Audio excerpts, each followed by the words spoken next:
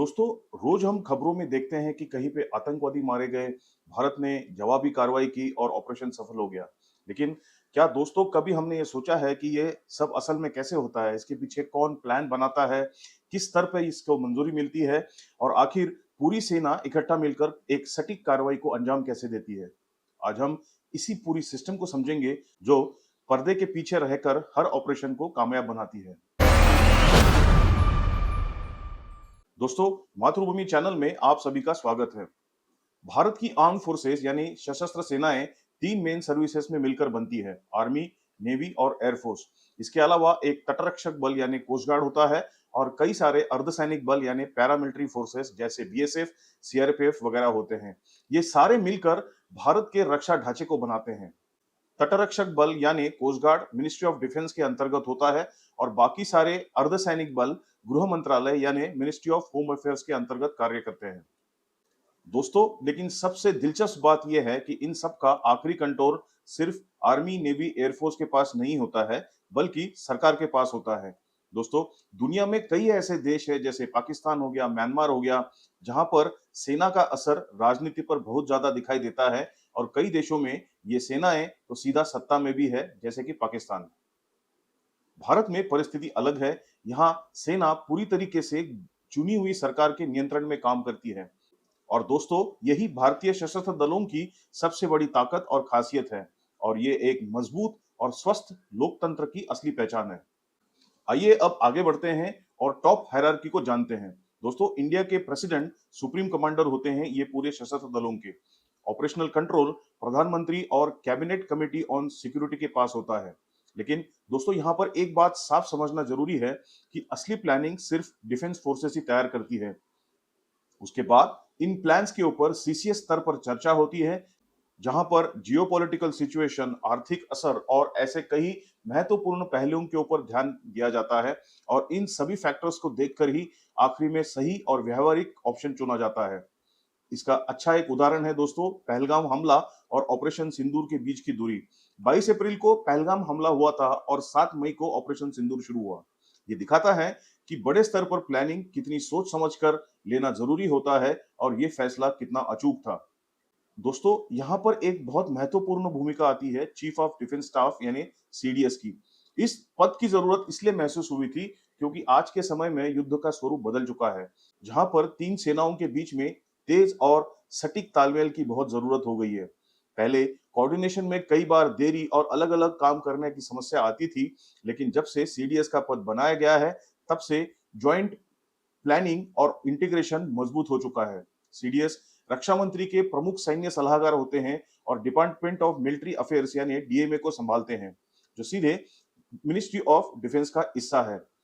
इस तरीके से सीडीएस सशस्त्र सेनाओं और रक्षा मंत्रालय के बीच में एक अहम कड़ी का काम करते हैं, यानी पॉलिसी और ग्राउंड लेवल मिलिट्री एक्सिक्यूशन के बीच में तालमेल लाते हैं।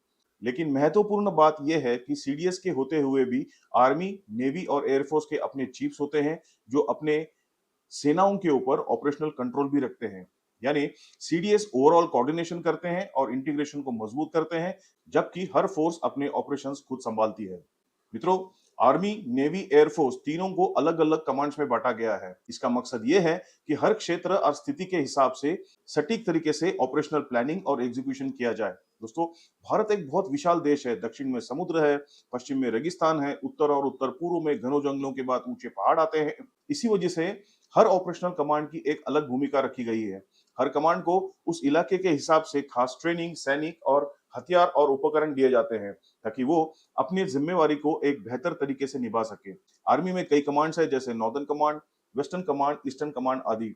वहां पर हर कमांड एक खास क्षेत्र और खतरे को संभालता है। एयरफोर्स में दोस्तों 5 कमांड्स हैं: वेस्टर्न, सदर्न, सेंट्रल, साउथ और साउथ वेस्टर्न। इसके साथ 2 फंक्शनल कमांड्स भी है, जिनको ट्रेनिंग और मेंटेनेंस कमांड बोला जाता है, क्योंकि एयर पावर में सपोर्ट सिस्टम बहुत ज्यादा महत्वपूर्ण होता है। वहीं पर नेवी के 3 कमांड्स है: वेस्टर्न, ईस्टर्न और सदर्न कमांड्स, जो अलग अलग समुद्री क्षेत्र यानी मैरीटाइम जोन्स की जिम्मेवारी संभालते हैं। भारतीय सेना के अंदर भी एक साफ और व्यवस्थित ढांचा है। सबसे ऊपर कमांड होते हैं, उसके नीचे कोर, उसके नीचे डिवीजन और ब्रिगेड आते हैं, फिर आते हैं बटालियन, कंपनी, प्लाटून, सेक्शन जैसे छोटे छोटे लेवल के हिस्से। इसके अलावा सेना में अलग अलग शाखाएं होती है, जैसे infantry, armoured corps, artillery, signals, engineers और एविएशन।